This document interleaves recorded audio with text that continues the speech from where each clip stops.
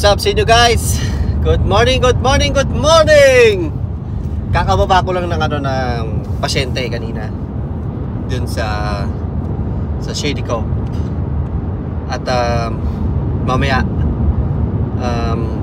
i-explore ko kayo sa sa trail. Kasi may susunduin ako sa clinic ng alas 8 ng gabi. Tapos ihatid ko sa trail siguro like 40 minutes driving. So gabi yon. So nakakatakot dun sa trail Sobrang dilim. Tapos sobrang walang sobrang creepy. Pag gabi nakaka-creepy yung lugar, pero mas nakakatakot yung mga hayop. Yung mga cougar, bear, wildlife dun sa trail na yun. So hindi ako bababa kasi delikado Malay mo takmain ako bigla ng ng cougar nasa puno pa naman yun, umakyat.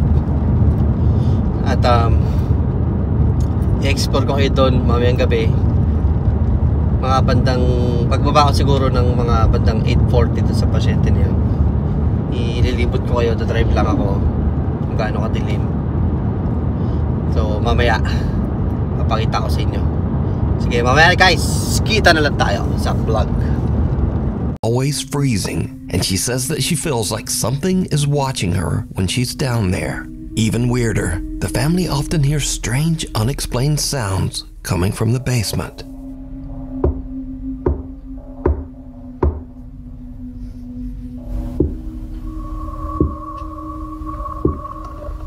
But things in their house get even weirder after Ray buys her son Andrew a creepy large Elmo balloon. You see, the balloon seems to move around the house with a mind of its own.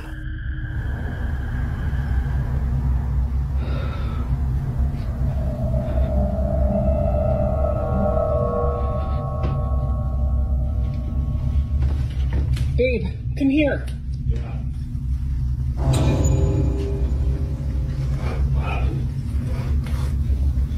It's the balloon.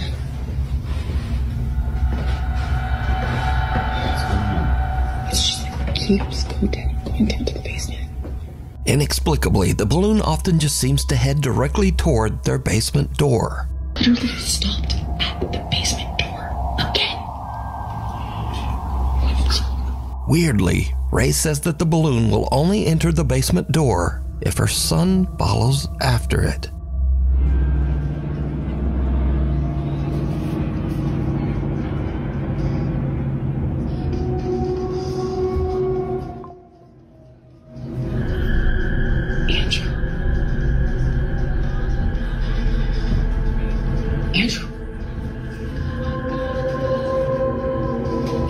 So the obvious thought here is, well, it's just a balloon caught in a draft and doing balloon stuff.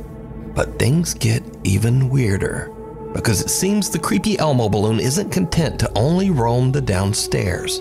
One night, the family dogs start going nuts, and Ray goes to investigate. What she finds chills her to her core.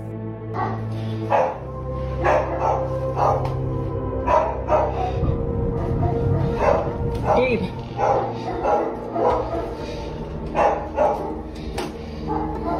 Quiet. Quiet.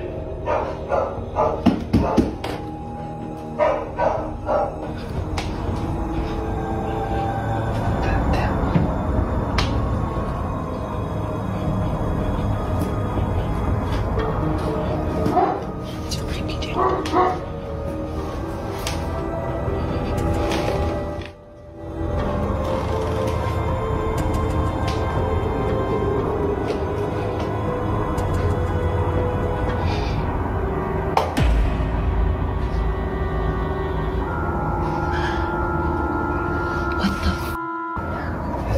So now the obvious question is, why doesn't she just pop the balloon, throw it in the trash, and be done?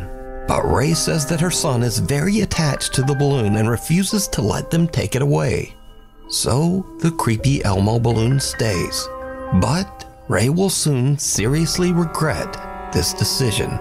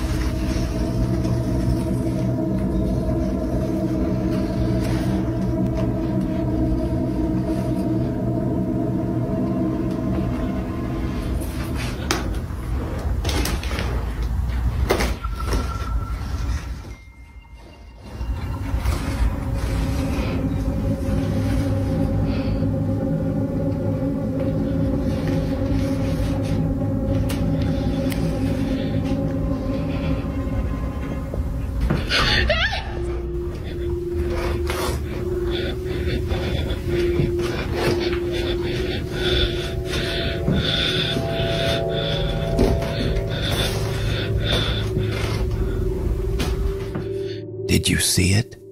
A strangely shaped forehead seems to be peeking around the top edge of the basement door.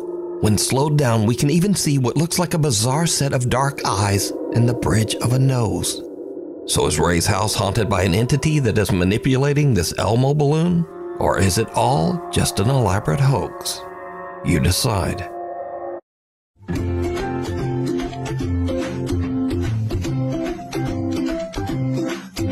What the f just happened? Now these next clips are videos that have no real explanation. They were either uploaded without a source or info, or the people in the video just can't explain what happened either. So, in this first video, a woman is riding her bike down a street in Brazil, and then, what the f just happened?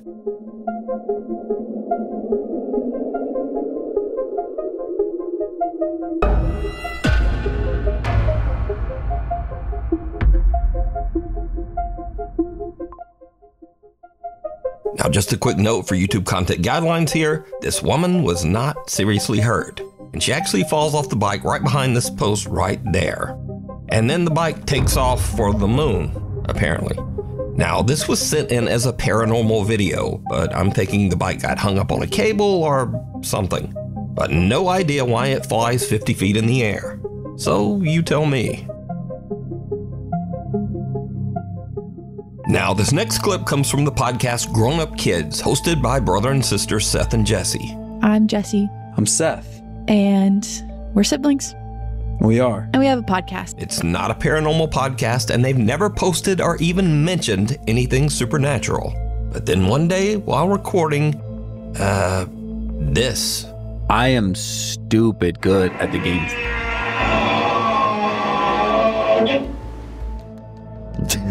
What was that?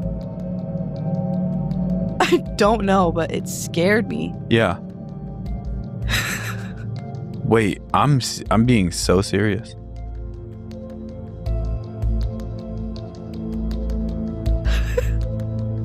I don't know, but I'm scared. That sounded like a dinosaur.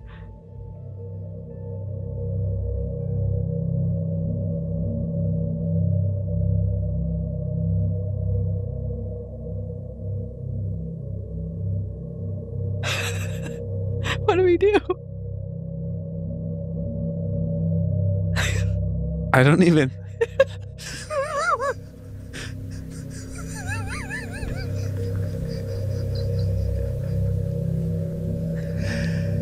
What the frick was that? I can't even begin to imagine what Like the pipes or something? Okay, so it either sounded like... I thought someone was playing music. Thank God you were here, because No. if that happened while I was home alone, I would have literally pooped my pants. As you can tell from their reaction, Jesse and Seth have no clue what they just heard, but it totally freaks them out. So yun guys, ilang minuto na lang, siguro mga 10 minutes lang, pauwi na ako. Malapit na ako sa bahay. So parang pagod na ako eh. Sakit na ng ano, sakit na ng balakang ko. Ito, likod, sakit. Buong maghapong drive. Kapagod. Tapos bukas trabaho na naman.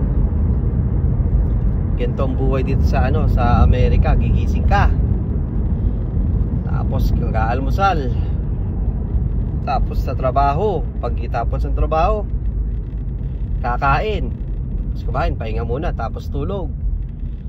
Ay, tapos gising ulit. Daily routine, ganun lang. Trabaho. Ganito dito, ganito ang buhay dito sa Amerika. Hindi masarap ang buhay dito. Mahirap. Kahit pagtanda mo na, trabaho ka pa rin. Hirap ang buhay dito. Nakakapagod. Kaya akala nila madali ang buhay dito. Sabi ng iba, masarap ang buhay, sagana ang buhay. Oo, sagana ka. Sagana ka kasi hindi ka nagugutuman. May nakakain ka sa araw-araw. Nakakain ka ng 3 beses sa araw. Busog ka. Basta may trabaho ka, mabibili mo yung gusto mo, makakain ka. gusto mong bagay na bilhin, mabibili mo. Basta may trabaho ka lang dito sa Amerika. Ang ano doon, kung may pinapadala ka sa Pilipinas, syempre walang matitira sa'yo kung ganun. Kung trabaho ka, may pamilya ka sa Pilipinas, pinapadalaan mo, ganun talaga. Ibang kamag-anak, iniisip nila maraming pera kapag ka hiningan ka. Pag uwi mo ng Pilipinas, wala kang maibigay, sabihin sa'yo mayabang ka. Huwag naman ganun. Huwag kayong ganun, dahil hindi pinupulot ng pera dito sa Amerika. Pinagpapagudan, tinatrabaho, pawis at dugo para kumita, para mabuhay. Ganun dito. Buti nga, swerte ako. Trabaho ko medical transport. Nagsusundo ko ng pasyente sa bahay. Binababa ko sa clinic, minsan sa hospital. Minsan nagsusundo ko ng galing sa emergency, hinahatid ko sa bahay, ganoon. So nakaka-survive sa araw-araw, nakakabayad din ako sa bills. Nakakabayad ako sa kailangan ko. Ganoon, utang ka, babayaran mo rin. Kasi at least yung inuutang mo, napapakinabangan mo, nagagamit mo naman. Sa'yo din naman yun. So, ganoon. Ano ba? 8:54 na. So, bali bukas, trabaho na naman ulit. Trabaho na naman tayo bukas. Anong oras na ako natapos? Mag-alas 9 na. Siguro mga 9:05 or 9:10 kawin ako. So guys, medyo nakakapagod na ang likod ko. Wala no. Ngayon lang ako natapos naman ng gabi. Hindi naman araw-araw gabi ako natatapos. Hindi sa likod ko. Madumi yan. Likod ko na yan. Hindi ko pa, nakaraan linggo nilinisan ko. Madumi na naman ulit, syempre. Mga pasyente, makalat, nakakainis. Wala pa akong pang-record Hindi ko na nakasilaw, sige lang. Patay, madilim naman. Madilim pag ito, maliwanag na dito. Dilim na, kanina sobrang dilim Sobrang dilim talaga, as in kanina, sobrang dilim. Ano pa ba sasabihin ko? So guys, marami tayong may mga exploring pa tayo. Pagka tuloy lang ako sa upload kasi itong channel ko na to, na-monetize na to. Tinigil ko lang yung pagbablog ko kasi lang busy sa trabaho. Pero ngayon, pwede na ako mag-vlog ulit. So sana guys, supportahan nyo ako, share nyo yung video ko para marami tayong mapuntahan na lugar. Cemeteryo, abandoned place, yan, pupuntahan ko yan. Hindi ako natatakot dyan. Medyo, natatakot ako. Hindi, sorry guys. Natatakot ako, natatakot ako. Pero dinataan ko na lang sa pagbablog, sa pagkakamera para medyo lumakas-lakas yung loob ko. Hindi ba alam guys na naramdaman ko kapag nagbibideo ako. Naramdaman ko minsan habang naglalakad ako. Nung first time ko ginawa yung challenge nga sa cemeteryo. Habang naglalakad nga ako ron, naramdaman ko guys na meron talagang sumusunod sa likod ko. Naramdaman ko. Totoo yung mga ganun. Tapos nung habang yung papalayo na ako dun sa yung may mga ilaw na sa may libingan dun banda. May naaamoy ako na ewan ko, di ko mapaliwanag. Naaamoy ko siya. Di ko maintindihan kung anong klaseng amoy yun Parang amoy na na mainit. Amoy na mainit ulit. Pero may amoy siya pero naramdaman ko mainit. Malamig yung part na nilalakaran ko. Pero nung hinintuan ko kung saan ako may naamoy, dun talaga na may naamoy ako na tapos mainit. Medyo mainit siya. Hindi ko alam kung ano yun. Siguro may nakatayo doon. Tingnan ako, ganun. Doon talaga ako nilabutan sa isa yung tawag ito. Yung akala ko may nakaupo sa may nicho. Nilapitan ko siya. Medyo natakot ako doon. Natakot talaga ako doon. Kala ko nakaupo siya doon. Nung unti-unti ako lumapit. Pagka tingin ko, teddy bear lang pala na malaki. Teddy bear lang siya na malaki. Kinabahan ako roon. Pero hindi naman ako napatakbo. Kasi syempre ginusto ko yung ganitong vlog eh. Patako atras. Syempre tuloy yung vlog. Pwedeng hindi. Maraming lugar dito na na creepy, na abandoned place. Sa Grants Pass, yung tunnel lang gusto kong yung tunnel lang gusto kong mapuntahan eh. Kasi marami nagsasabi doon na may bata o may mga homeless na may pinatay doon. May pinatay doon, tapos magpaparamdam. Pero hindi mo ako na ron kasi ang kinakatakutan ko ron yung mga yung mga wild animals nga, yung mga cougar, bear, yan. Naglalakad-lakad sila ron, syempre takmain tayo eh. Pero sa atin daw yung lugar na yun, pinuntahan na raw nila pinuntahan nila yun, nila Sakbegan, yung Ghost Adventure. Tsaka may pinuntahan sila na Wolf Creek Motel. Pinuntahan nila yun, na ghost hunting sila ron. Search nyo sa Google Wolf Creek by Oregon. Hindi ko alam kung ano lugar yun eh. Basta Oregon, Wolf Creek Motel. Doon yung may nagpaparamdam daw talaga. Yung mga nag-check-in doon, may nararamdaman sila, may naglalakad sa hallway o kinakalampag, may kumakatok, nagbubukas sa shower, gano'n. Pinuntahan nila yun, nilakas nila Sakbegan. Totoo nga, may naramdaman nga sila, may nagparamdam sa kanila. Pinanood ko yung video na yun eh. Yung documentary nila na yun. Katakot. Pupuntahan din natin yun pag magkaroon tayo ng salapi. Sana supportahan nyo ako guys, para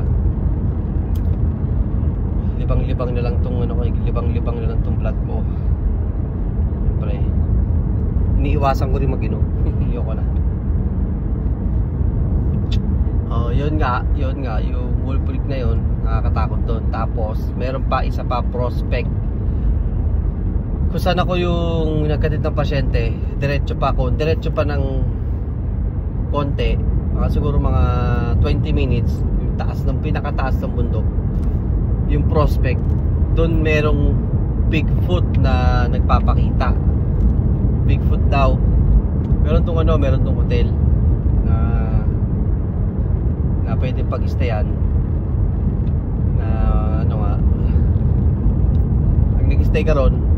Tapos merong may nakausap akong pasyente na pwede kang magbabayad ka ng $100 yata. Di ko alam daw, sigurado kung $100. Mag-aano ka yung Bigfoot seminar, kasi may nakausap akong pasyente na yung asawa niya nag-Bigfoot seminar daw siya. So i-start ng exploring is around I'm not sure 12 hanggang 2 AM mag-explore sila ron, maglalakad-lakad. Pero syempre may mga tour guide.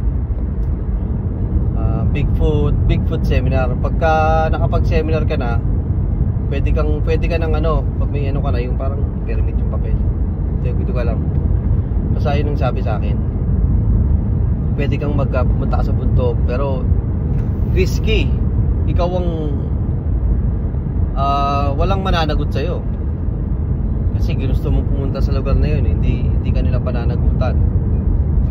I-explorein mo yun. So ako pang ano muna ako, mga parang dito lang muna, yung marami akong i-explore. Sa Ashland Cemetery, Jacksonville Cemetery, Central Point, saan pa ba sa Butte Falls Cemetery. Yan, exploring ko yan, mga yan. Mag-explore ako dyan. Gabi, lalakad-lakad ako dyan. Tinaitlog ko. So guys, yun, malapit na ako sa bahay. So, malapit na ako. Ang oras na nakarating, 9:03 na. So tama nga ako, mga 9:05. 9:05 or 9:10, yan ang arrival ko sa aming bahay. Yeah. Tara, left turn na ako. Si Mrs. nagluto ng nagluto ng nilagang baboy. So titikman natin yung kanyang luto. Asawa ko masarap magluto yan. Gusto ko magluto yan, asawa ko niyan.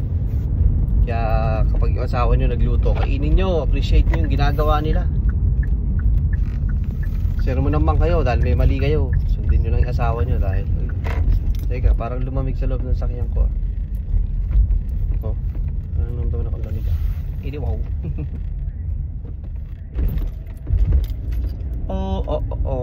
Hindi ko lang magpagpag. Di man ako nasa cemetery sa abandoned place eh. So guys, dito na ako. Dito na ako. Dito na ako. Pauwi na ako. Ako, may umagaw ng parking. Walang niya.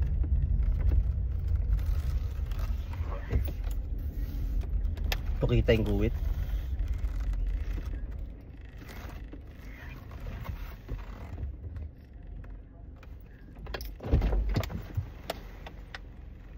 Yung guwit.